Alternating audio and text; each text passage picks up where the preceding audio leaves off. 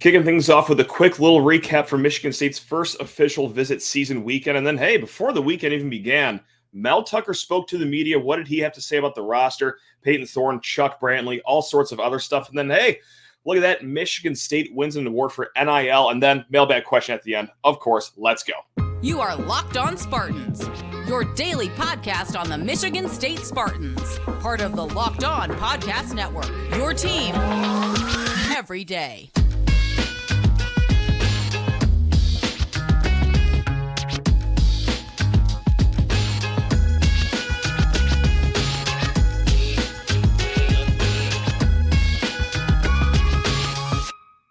Spartan friends, Spartan family, Locked On Spartans listeners, thank you so much for kicking off your week with us here at Locked On Spartans. Your team in green and white. Well, in June and July, 3 days a week. That's right. If you missed that programming note before this weekend began, yes, in the summer, June and July, it will be Monday, Wednesday, and Friday for the episodes. That's just the bare minimum here. If there's any big news, breaking news, we get any big guest, we'll bump it up to 4 days a week or maybe even 5 days a week should the news cycle deserve that. But yes, just for June and July, 3 days a week here on the Locked On Podcast Network. Before going any further, this episode is brought to you by FanDuel Sportsbook, official sportsbook of Locked On. Make every moment more. Visit FanDuel.com/lockedon today to get started. Now, let's get this show here started today with a little recap from the first official visit season weekend. And no, there was no commitments from the first weekend of official visits, which that's fine. These kids have a lot of time left to take their official visits. It would be kind of shocking for Michigan State to get a commit this early in the cycle. Just have a kid, cancel their other 2, 3, or 4 official visits for no reason. But yeah, no commits, at least as we are recording on Sunday night at 10 p.m. Now, there was something to recap, though, which it's hard to not. It's hard to brush it off as like, no big deal. It's fine. Kind of like having no commits. Really, I mean, who cares? There's a lot of time left in this game. What we lauded Michigan State for this weekend going into official visit season was the strong opening weekend that they will have with visitors. And don't get us wrong, that they had some big names come out. Quasi Gilmer, Dylan Williams. They had, I think it was 4 4-stars on campus. One of them already committed guy in Jalen Thompson, of course. Okay, there's also supposed to be a lot more 4-stars too, and guys like Bronte Johnson, all right, receiver out of Indiana, never showed up. Jordan Ross out of California did not show up. Zadavian Sims, who of course committed to Oregon, but also scheduled his official visit after he committed to Oregon. He did not show up either. You also didn't get Justin Denson either, who I've heard is actually going to reschedule his visit as well. And then Marcellus Barnes as well. So you had a handful of kids not show up, and life happens. Maybe something happened in their life where they had to cancel last minute, and they're going to look to reschedule. I'm sure Michigan State is going to try to reschedule all those kids' visits, but not really the start we were looking for. Perhaps, again, hey, you got 3 more weekends left of June. You can probably get them on for any of those other 3. We'll try, but yeah, quite the bummer that, half the 4-stars that were going to show up didn't even make it to campus. So, all right, there we go. That's our little recap there.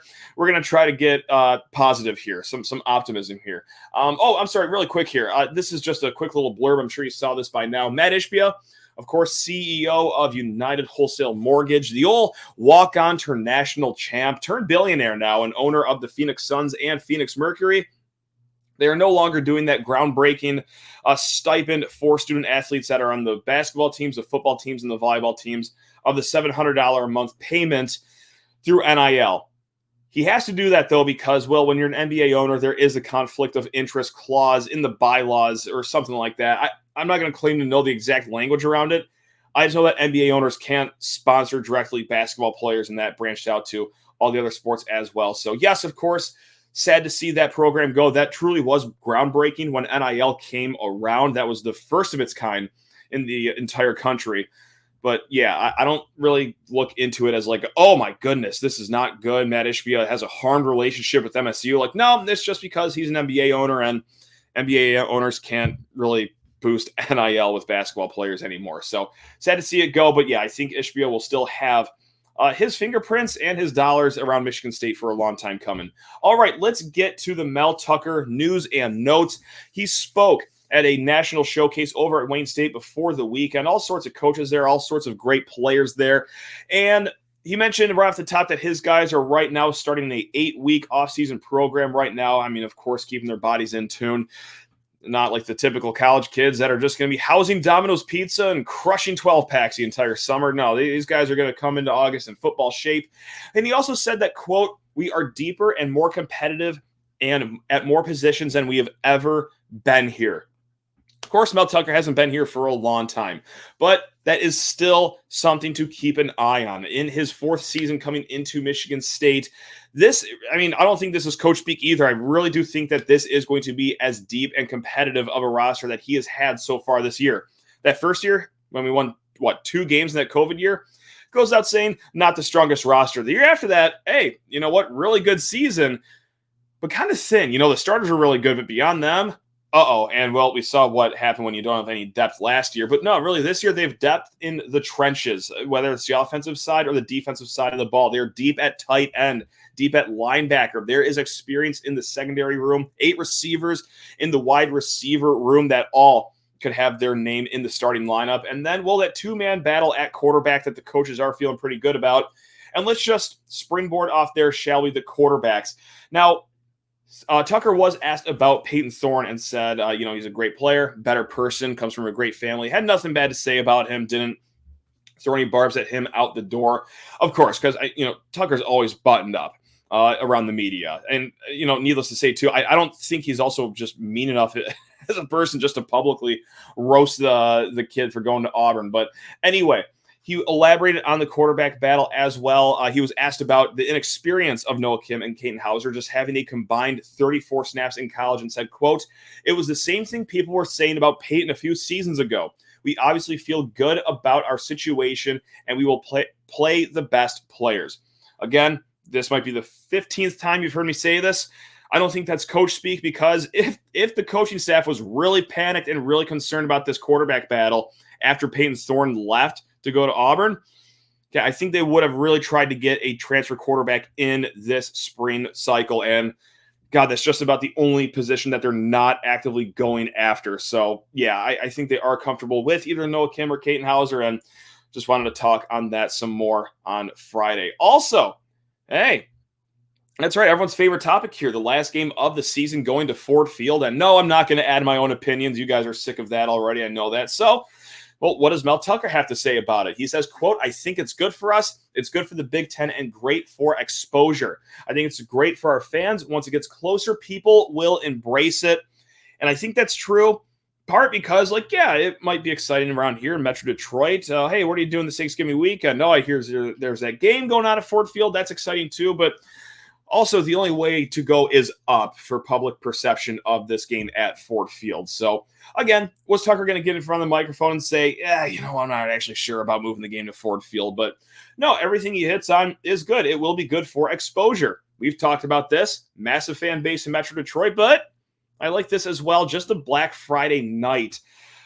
Just pull that out all alone. Michigan State could very well be the only football game on at that time slot on that day. So that is going to be great exposure for Michigan State. He also talked about those receivers as well, said they're young, they're talented, pointed out Jerron Glover, Tyler Henry, Antonio Gates Jr. Also went down to the tight end room, talked about Jalen Franklin as a guy who we really have not talked about. We talked about Malik Carr a lot, obviously, Tyneil Hopper out of Boise State, but Jalen Franklin was one of those 89 tight end transfers that came in this offseason, and Tucker pointed out his good hands, great size, willing blocker. So, hey, maybe it's a smoke screen. I would highly doubt it. He did go out of his way to point out Jalen Franklin, so we could be seeing a lot of that Wisconsin product over here. Also, he did riff on the Chuck Brantley transfer portal cup of tea that he had. He was in there for less than 48 hours, if I remember correctly. And this is one of his longer answers during this media scrum here. He said, quote, "I like Chuck. I think he made a really good decision to take his name out. He's still developing as a player, and we like him as a young man. I'm just really happy about the decision. It was a mature decision and a good choice." So, there you have it. Goes without saying that if I was Mel Tucker too, I would be pretty thrilled about having Chuck Brantley back as well, whether it's the depth that you have at the cornerback position or, just the guy that's been with this defense for what will be his third year now. Yeah, you absolutely love seeing him. Maybe you don't love him going into the portal, but you love him coming out immediately after. So that's all the best from that media scrum. Right there, really quick, just want to shout out Spartan Mag. They had the whole video posted on YouTube. So if you want to go see the whole scrum, I think it was about 7-8 minutes long, go hit up Spartan Mag as well. So, gang, we will be talking a little bit about NIL here in a hot segment. First, need to talk your ears off about FanDuel Sportsbook. It's the number one sportsbook in the land. You guys already know this, but did you know that they are making the NBA playoffs as sweet as possible, especially for new customers? Gang, if you're a new customer of FanDuel, you get a no-sweat first bet up to $2,500. That is $2,500 back in bonus bets if your first bet doesn't win. $2,500. Can you believe that? Anyway, you're making the NBA playoffs fun with their same-game parlays. They're amazing props. Like, it's not just, hey, who's going to score the first basket? Every sportsbook has that one. FanDuel has method of first basket. Like Gabe Vincent, free throw to open up the game scoring. That was like 110-1. Did it hit? Not necessarily, but hey, it's a great way to get some action on some lawn odds. There is no better place to get in on all the action. It is at FanDuel.com/lockedon, and go get that no sweat first bet up to $2,500, gang. Again, that's FanDuel.com/lockedon. It's FanDuel, official sports betting partner of the NBA. Now, some big news here for Michigan State over the weekend. You guys probably saw it on Darian Harris's Twitter account. Michigan State's EverGreen NIL program was named the best NIL program in the country thanks to the Student Athlete NIL Summit that happened over the weekend. And yeah, that's obviously pretty big honors for Michigan State. And what does that mean exactly, though? Because it's not like they're getting awarded for handing out the most money to kids. I mean, Michigan State, they can't do that. Like, the actual schools can't dole out the money. So why is Michigan State getting the award? I was a little confused myself. I was like, oh, is it just because they educated these kids the most? And I reached out to Darian Harris, the guy who heads up this whole program. And Darian Harris is a saint. He responded almost immediately. So let him take it away of what this award means. It was for education, innovative initiatives like our NIL Summit and NIL celebration that they have at Michigan State, NIL opportunities, so the team-wide deals across our sports, like the United Wholesale Mortgage, obviously the situation that just wrapped up, but for having that the last 2 years or 3 years maybe, and just overall embracing of NIL. So all hands on deck for Michigan State from Darian Harris, the whole team, educating kids, teaching them how to get their names out there.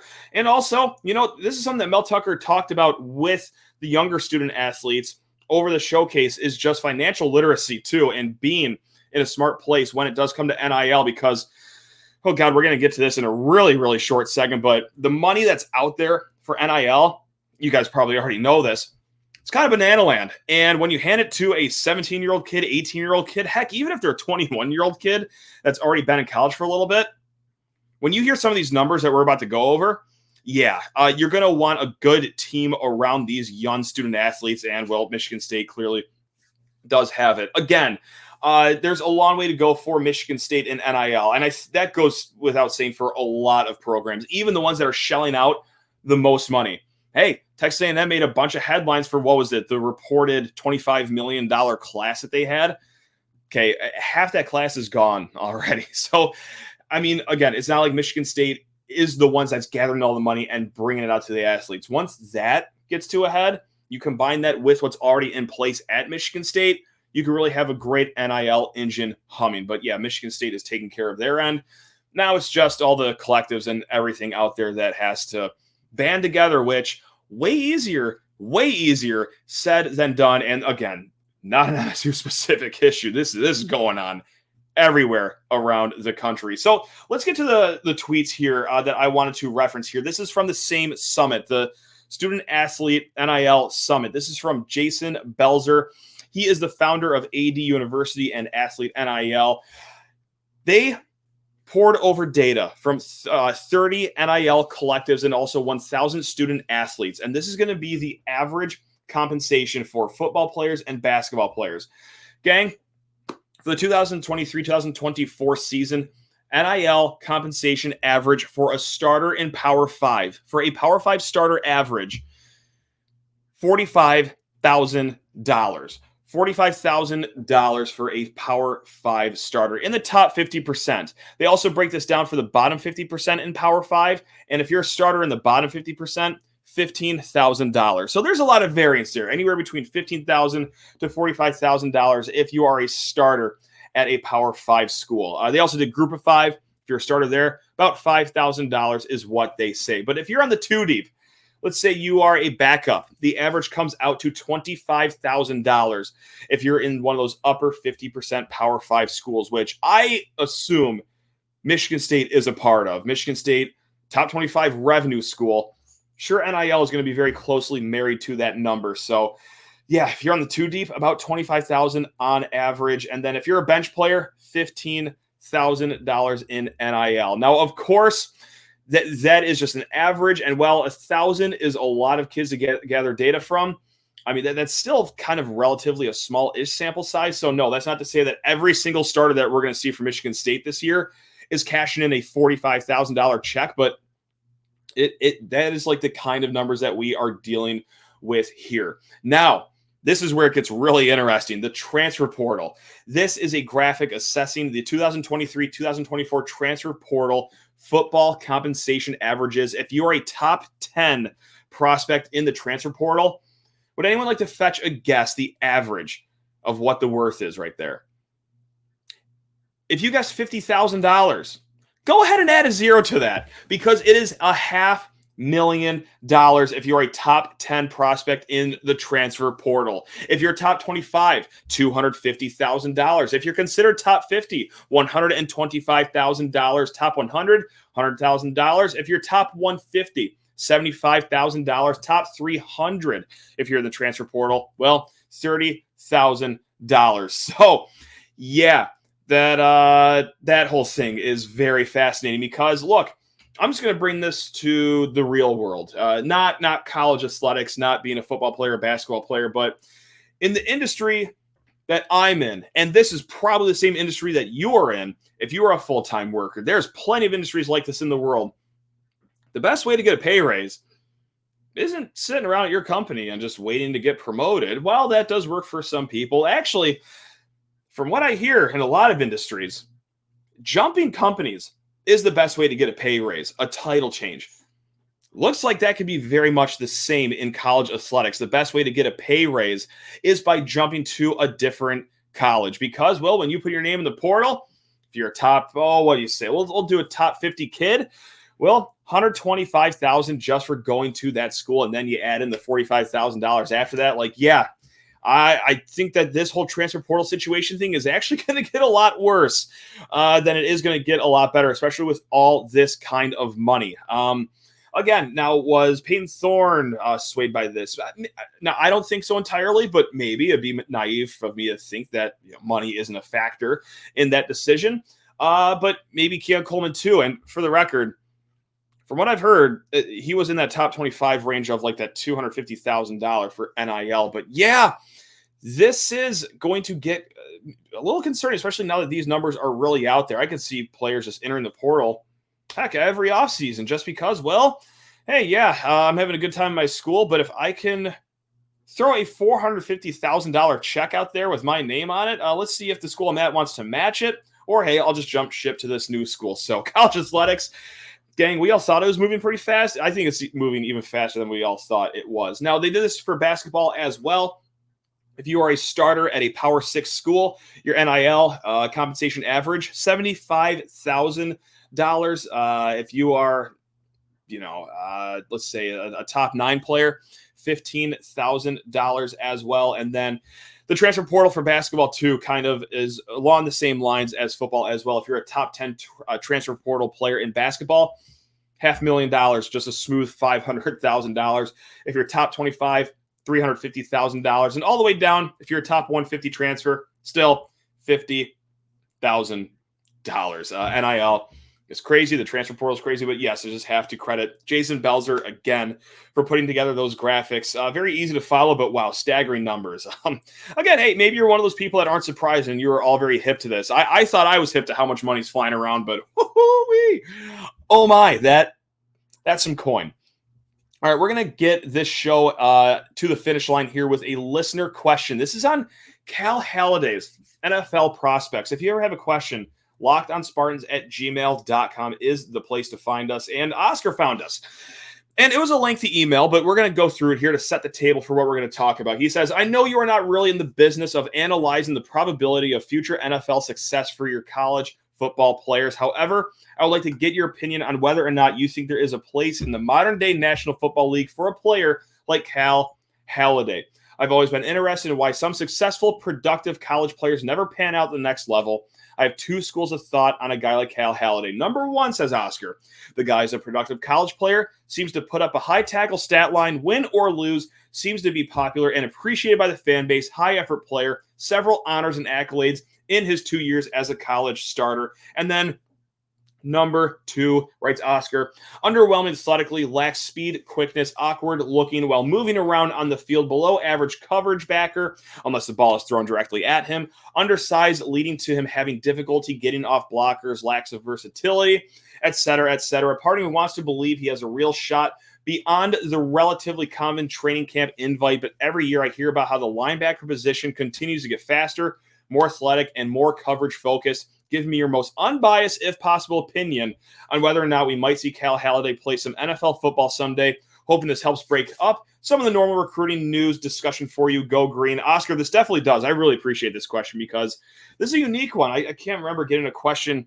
quite like this specifically for a certain player.